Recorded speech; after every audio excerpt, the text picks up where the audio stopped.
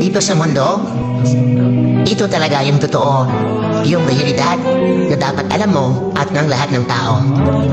Naparito kang hubad, aalis kang nakahubad. Dumating kang nangihina, lilisan kang mahina.